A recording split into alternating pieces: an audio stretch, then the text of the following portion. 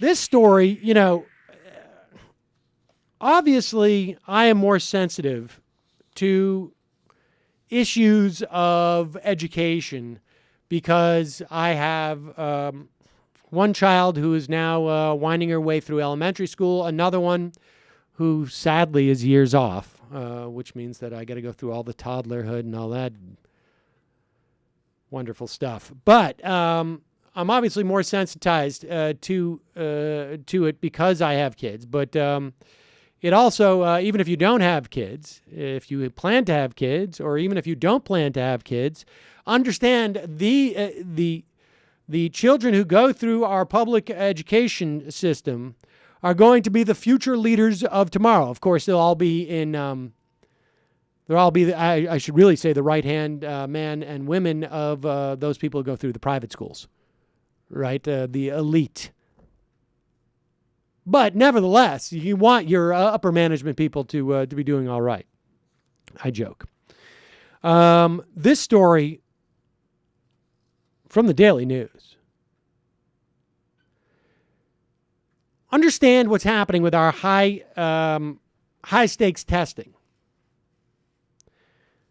Kids are forced to take tests as a way of determining the efficacy of what teachers are doing, and therefore the funding that a school will get.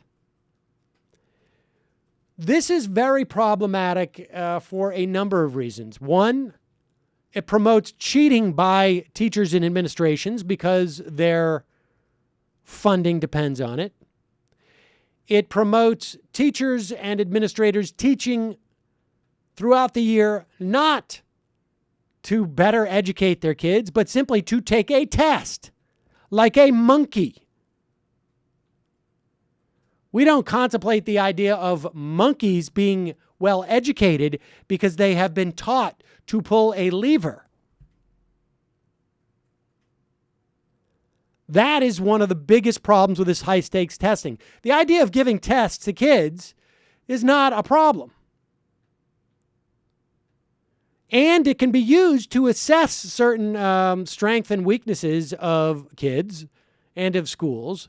But when it is made so high stakes, it begins to warp the teaching process. When, in the instance of a school that apparently does not have higher grades, i.e., I believe it's third or fourth and sixth grades, you start to force kindergartners to take standardized tests, you have lost your mind. According to the Daily News, because of a tough new curriculum and teacher evaluations, 4 and 5-year-olds are learning how to fill in bubbles on standardized math tests to show how much they know about numbers, shapes, and order. This is absurd. You know what you teach 4-year-olds and 5-year-olds when it comes to filling in bubbles? How to hold a pencil.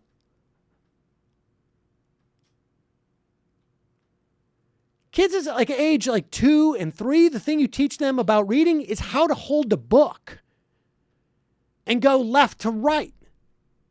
I mean, there are some very rudimentary things that kids 4 and 5-year-olds should be learning. Teachers said the kindergartners are bewildered. Sharing is not caring anymore. Developmentally, it's not the right thing to do, says a Queens teacher, whose pupils kept trying to help one another on a math test she gave for the first time this fall, because kids at that age are being taught to socialize. They are being taught to cooperate. They are being taught to solve a problem together. They're scared. They just don't understand you're supposed to bubble in next to the answer.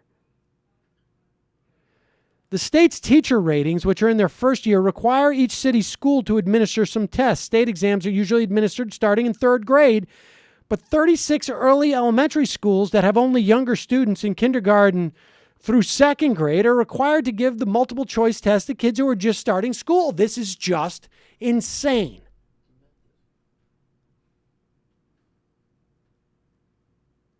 One of 3 tests obtained by the Daily News is created by Pearson.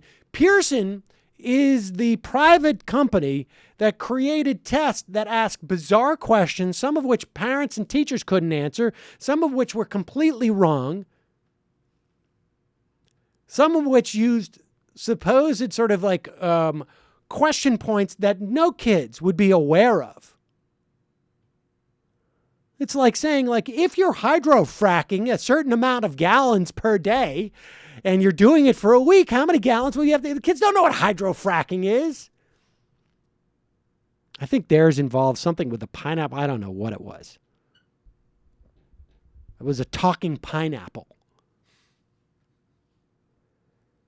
They don't know how to hold pencils, says a Bronx kindergarten teacher whose class recently took the Pearson exam.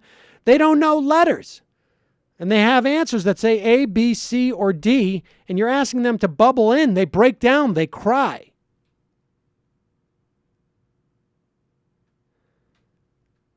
Education department officials say, well, the tests don't really have to be taken right now. They can be taken in the spring. But still, this is just obscene and bizarre. And this is a perfect example of corporate bottom line management philosophy being imposed on children. And the thing is that in corporate world, the corporate world is self-selecting. And to the extent that it's not self-selecting, they weed out people who don't fit into this paradigm. Schools are not supposed to do that. They're supposed to teach all kids. It's completely not developmentally appropriate. And you know who knows this? People who teach kids for a living. People who have been teaching kids for a living for years. People who have gone to school to learn what is developmentally appropriate. And it seems that none of these programs that are being instituted include any people of those ranks. It's just ridiculous. It's just obscene. And it's just driven by literally billions of dollars of corporate money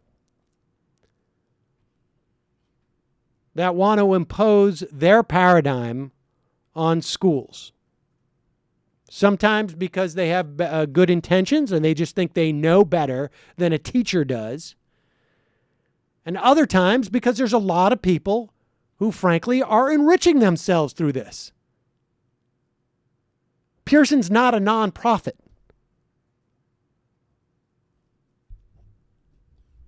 You do the math and then fill in the bubble between what the answer is.